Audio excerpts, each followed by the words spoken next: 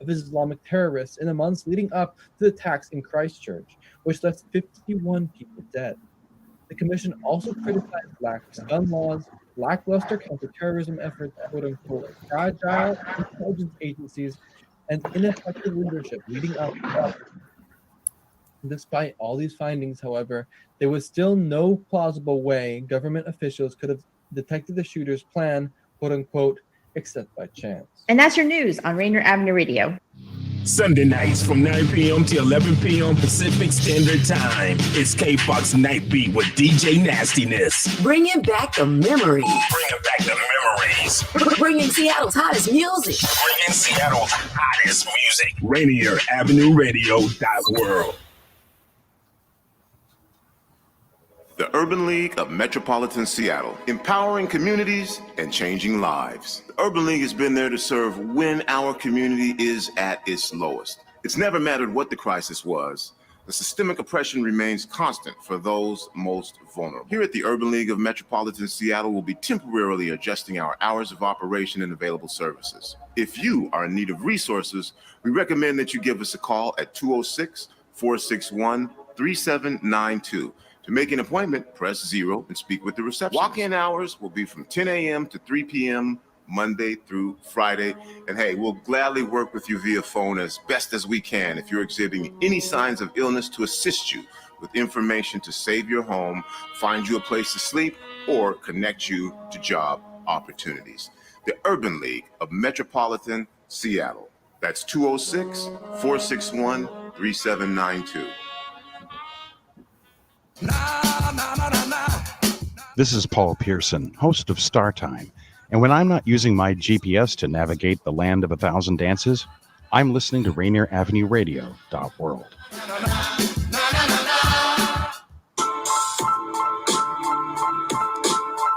Welcome to Rainier Avenue Radio. This is Afternoons with Monique, recording live in Seattle, Washington, every Thursday at 1 p.m.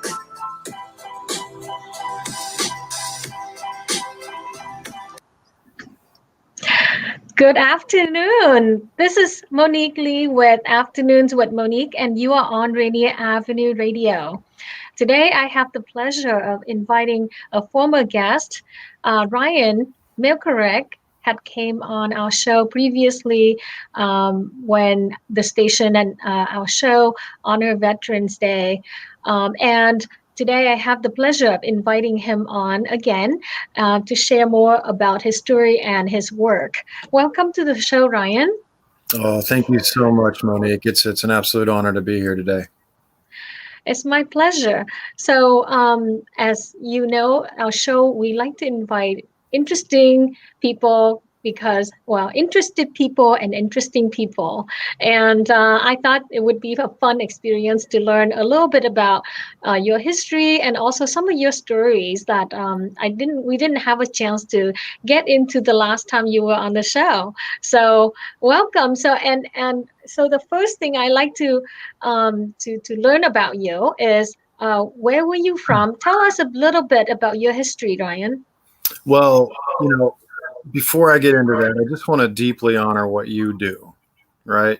And what Rainier Avenue Radio does, right? So like I went back and looked at the guests on this show, and you bring in like artists and rappers and judges and business owners and just this whole cross section of humanity and their stories, right? Like that's true, like grassroots community building. And I cannot promise that I will be that interesting, but I'll give it a shot.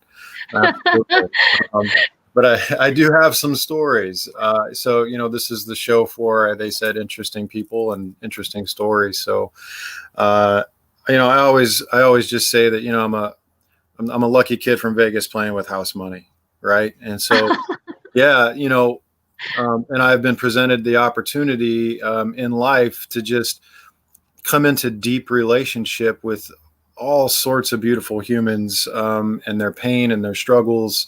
And their wisdom and their talents, right? And so, I grew up, the son of a single mother, and then like also that if you looked at my family, it looked like the Olympic team, like it was extremely diverse, and so that gave me a real deep insight into the human condition, right? And so that led me on really many wild adventures.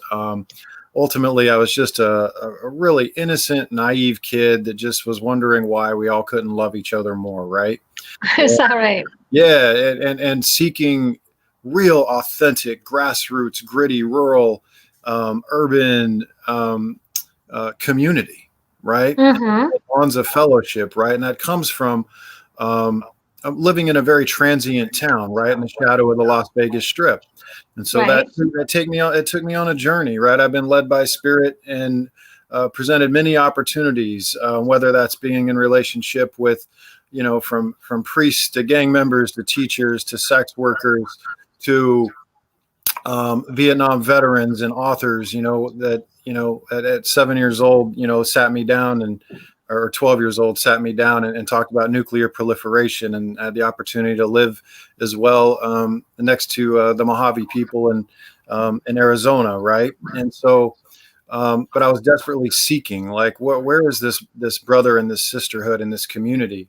And it led me on a lot of wild paths and misadventures and wrong steps. And I went over and I sought for this deep community, because in this transient town of Las Vegas, I was desperately seeking ritual and ancestry and being indigenous to somewhere. Right. And so I found that wherever I could. And it led me to Marquette University. I tried to find it in theater, right? Where else can you find story and community? I said, I thought I was Brad Pitt. I ended up being Brad Smith, right? So that didn't quite work out so well. And then I thought, in service to others, right? So I tried to find that in philanthropy, and I got a taste there. And then I got a taste in the rave culture of the 90s, right? And I got a taste in Ireland, right? Where I really felt home. And I actually found out later that's actually where a part of my ancestry is deeply seated, right? Ireland, yes, and the Celts, right? Right. I actually been there. Where have you been? I was in Donegal and Dublin in 2002. No, 2003. I was heavily pregnant at the time, visiting Ireland, but we stayed there for a couple of weeks, and Irish people are very hospitable, very nice people. Absolutely, right? And so full of life and music, right? And story. And I love it.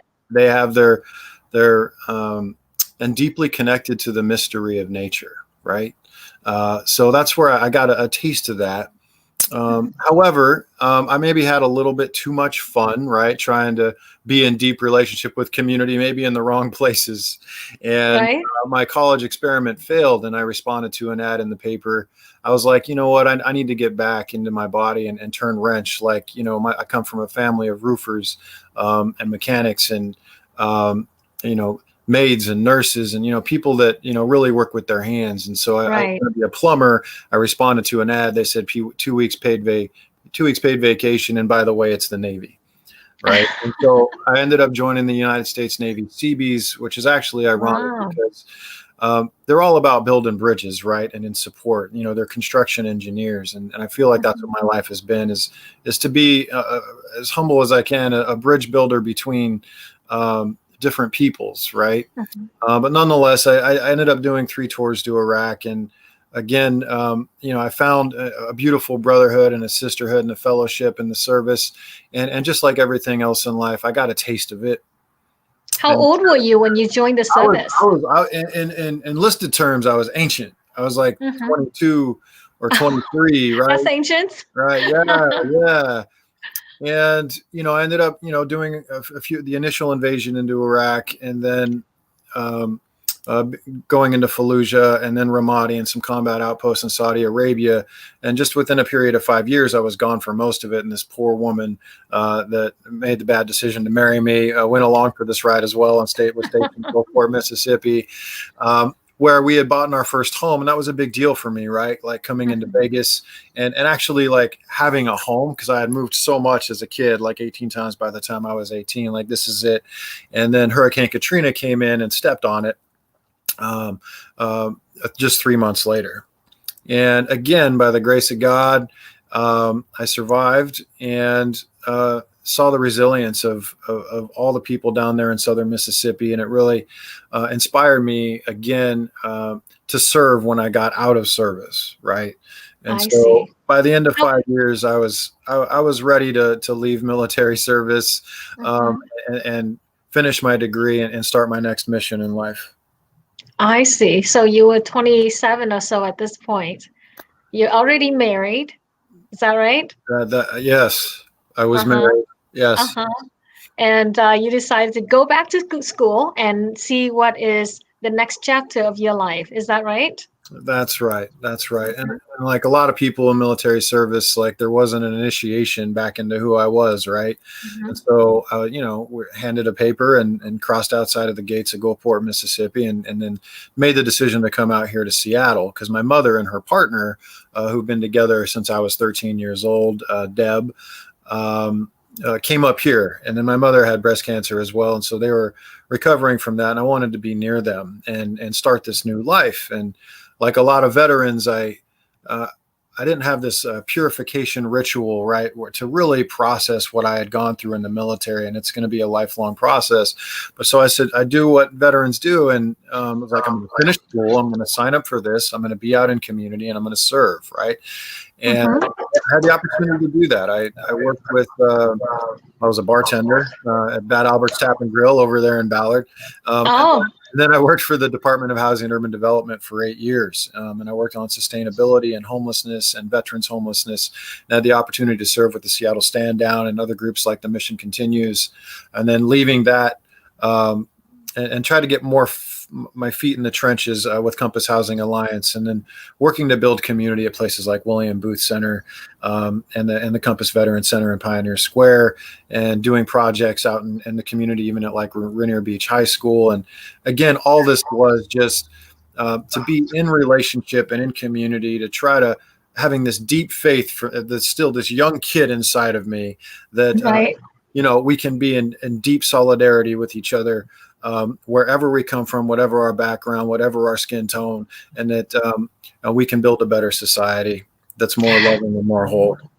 Well, and the story that you share so far about your history is the story of a lot of Americans. This is what the stories that America is made of. People who venture out there, finding their ways. Middle America is what built America. We all know that. And so you were a participant and a member of our community for a long time, doing many things, adventure out and try and true, it sounds like, and learn things, connect with people, and grow in that process. And that takes you to where you are today. And so I love to know, after you try different things, and you have actually participated quite a bit in veteran services with the Missions Continue and various other organizations that you mentioned just now. How did you get starting with veteran, right? Tell us about your beginning there. How did you get into that? So thank you. It's a wonderful transition point. And like I said, and like a lot of us are just trying to find our way in life. And I've done a pretty good job of building the resume and having the LinkedIn account and and forming deep relationships. But what I had not done was perform the most ancient and necessary act that those that have served, and I would say all humans, which is to go through a true ceremony of return back to my wholeness and myself. Because ever since I became out of the womb, and I don't think I'm unlike anyone else, I've been on mission to survive, right?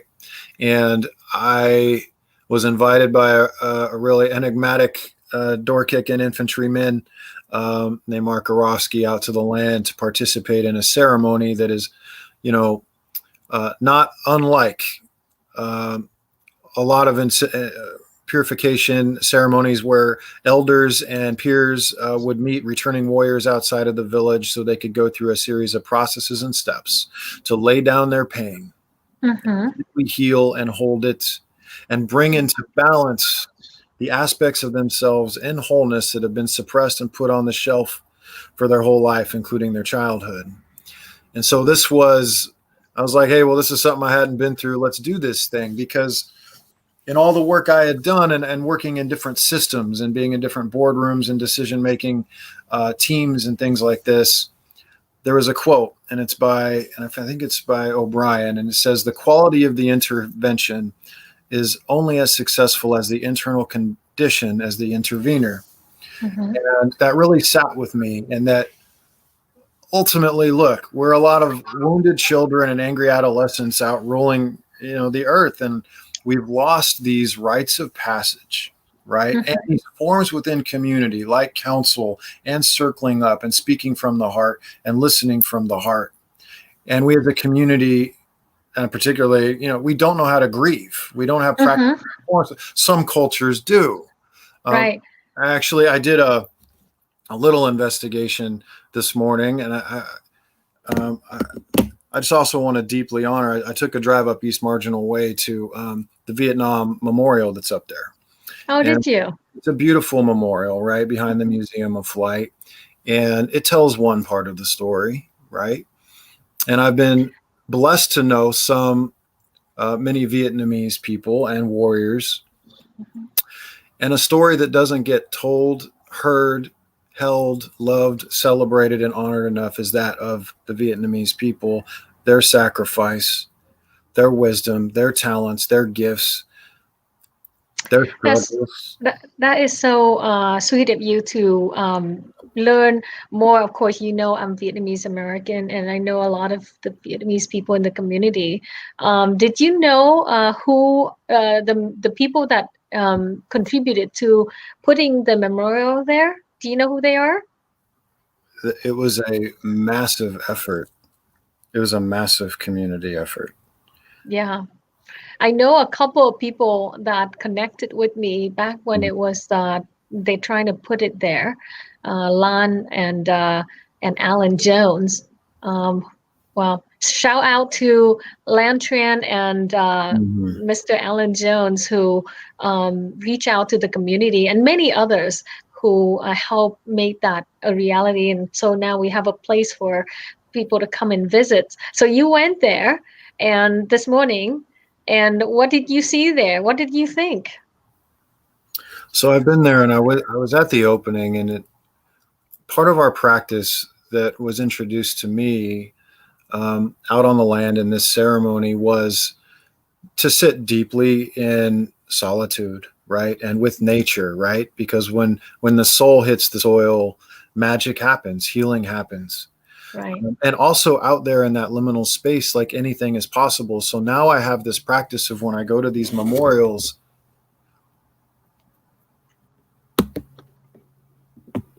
I can sit and, at least in my projection, sit with the peoples that all were impacted by this war, and they can be with me, right? And I can sit with them. I can have a cup of tea. I can listen, to their stories, right? And this is the practice of that we can step outside of our own mind and into the mystery and imagination and to the heart, and go to give meaning to everything that we come across in life. And like, what is the story behind that? Right. Like, what's your story, Monique, right? Like of listening to this post 9/11 Vietnam veteran, right? Yeah. Well, what in essence, what I hear from you and from veterans is the honoring of veterans in America sometimes is missing a part that you're trying to fulfill. I mean, I'm aware that our government take care of our veterans with benefits and support after they're finished with their service. But I believe when you shared with me on the phone last night, a lot of the work that you guys do at Veteran Rights is to honor certain part and the emotional part of the veteran that was perhaps went unfulfilled, and they would have to process on their own time in their own space, and it's not up to the government to to support that. But you guys, Veteran Rights, a group that you are executive director of, you attempt to reach and fill that role to provide emotional and psychological and just mental health support to to veterans outside of the traditional therapy or other more governmental or nonprofit try to support. Isn't that right, Brian? So I take a moment to try to speak from the heart here, and yes, I do believe some of that was, there's a bit of an echo here, but actually we would offer that this is completely natural, and this is the way it's been done for 40 million years before the Department of Veterans Affairs within the 15,000 wars. Maybe there's an ancient wisdom that our cultures have known how to take care of our warriors in ways that we are not practicing now, whether that be, from the sweat lodges of the Lakota. I mean, even Moses did purification rites. The Maasai in Africa, right? The Romans, the Greeks, the Druids, right? Shinto, right? Like it never ends. And it always comes back to the elements of purification with earth, wind, and fire, right? The cleansing part of this. Cleansing, right? And that the important aspect, I think, to get here is that this is about the soul, right? And you need to start with the heart. Yeah. And if there was a practice and a true rite of return, welcome home to our warriors, that is not just a purification, that it's also a celebration and honoring. And we're not helping veterans, right? Because any culture knows that those that have been through these kind of experience have deep wisdom for the community and gifts. Right. And all we do is create a container, right, of deep love, compassion, and reverence, right, where these warriors are given permission to heal themselves. And they do this by enacting self-generated ceremonies that no one could write. They occur naturally, right? Yes. So so the process of the ceremony is 3 to 4 days in deep community and circle and going, where have you been in life, and what's your intention of really being out here, right? And sitting with that and grieving that and celebrating that. And then for that warrior to go out and cross the line into liminal space for 4 days alone in fasting. Right? And then enact and go through all the cycles that we do in life, right? Boredom, anger, very deep grief, calling in the ancestors. And you want to ask a question? Yeah, actually, I remember talking to you and you were sharing, and I also read about the mental health and suicide rate among veterans and the homelessness and all the issues that veterans face post service. And of course, we have services for them, but for whatever reason, it could be a societal problem. It could be a community failure to honor and respect the veterans or supporting them. But can you tell the audience a little bit about the mental health effect as well as the suicide effect that lead you to feel that this the need to form an organization or to be supportive through your organization that you provide that you bring to veterans? I mean, I share with you that where the culture where I came from in Asia, and I would speak to what I can observe. So I'm Vietnamese American, and I grew up in Vietnam, and the soldiers, the warrior, and Vietnam is a war torn and war. It's next to the it's next to the Pacific Ocean, and it lined the coast. So whenever outside foreigner want to get through into Southeast Asia, they have to cross that land. So Vietnam had been stomped on by numerous troops and horses and foreigners, from the Chinese to the Japanese to the French and to Americans. Our country had been at war with so many outsiders. So that said, we have incorporated in our culture this honor and this sense of reverence that you said earlier, the respect that we have for soldiers and warriors who made sacrifices for the country to protect it. So, it permeates deep into songs, poetry, literature, and you grow up absorbing this sense of deep respect for veterans. So every time I talk about this, it makes me a little teary-eyed, just the way you were earlier. Yeah. So when you come here to this country, you just don't see that sense anymore. And sometimes when I talk to veterans like you, it's I feel a certain sense of empathy and sympathy to you folks. Sorry. This happened every time. I don't ever cry except when I talk to a veteran. Gosh. Sorry. So tell us, what is going on with the veteran community in this country that caused so much pain? Outside of what I already sense, but I think it's good to hear from someone that's been in the trenches like you and currently supporting that community. We need more of this right here, right? We're not going to get anywhere unless we truly open up in the same dimension in the heart space, right? And hear each other's story. And I would ask, absolutely, the Vietnamese people have survived centuries, right? And how have you survived that? Has it been through your stories and your myth, right? And your right and in your spirituality. It's in my blood. It's in your blood. Man, that's powerful.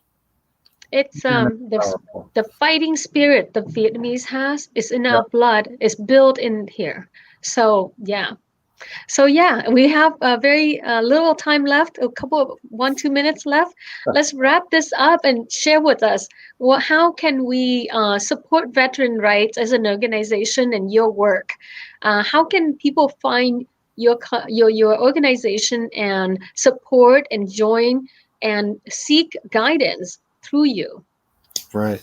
So thank you. And absolutely, look, there are some 8,000 veteran nonprofits out there, and they're all doing amazing work, but they're not putting a dent in veteran suicide, right?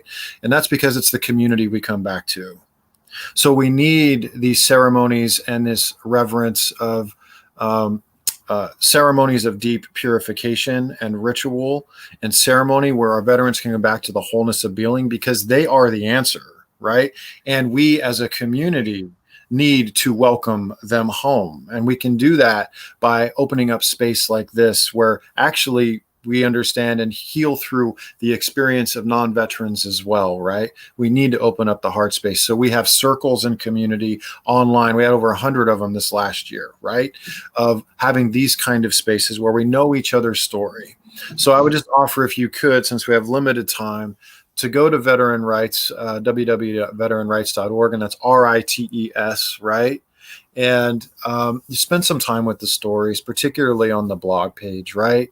Because it's through our stories that we're going to heal as a community, and it's where we're going to build a culture of reverence and compassion. And that's how we're going to bridge the divides within ourselves and between all peoples through deep, meaningful relationships from the heart. And I believe we can do it. I'm still that naive little boy from Vegas that believes we can all love ourselves very deeply and heal as a community together. We need to heal, and we can do it. Thank you so much for this time. Yes, and Thus, faith is definitely is what makes us drive forward and doing what we can for our community. Thank you so much for coming on Afternoons with Monique, Ryan. And next week is Christmas, so we're going to have our week off. But after that, we will have Victoria Bonda and Isabel Pfeiffer, two associates that's been with me and helping me with the guest as well as organization of Afternoons with Monique. We will be chatting and wrap up the year end on December 31st, Thursday at 1 p.m. So join us. Have a good time. Have a good day, everybody. And thank you again for coming on our show, Ryan. Well, thank you. I thought you were going to end with the poem. Oh, yeah. But well, Ryan. It's very important to it's a beautiful Okay, all closing right. of this little ceremony. That's true. I have a quote that I like to read to wrap this up very quickly. Veterans are the light at the tip of the candle, illuminating the way for the whole nation. If veterans can achieve awareness, transformation, understanding, and peace, they can share with the rest of society the realities of war, and they can teach us how to make peace with ourselves and each other. So we never have to use violence to resolve conflicts again. And this is written on veteranrights.org. And this is quoted Thich Nhat Hanh,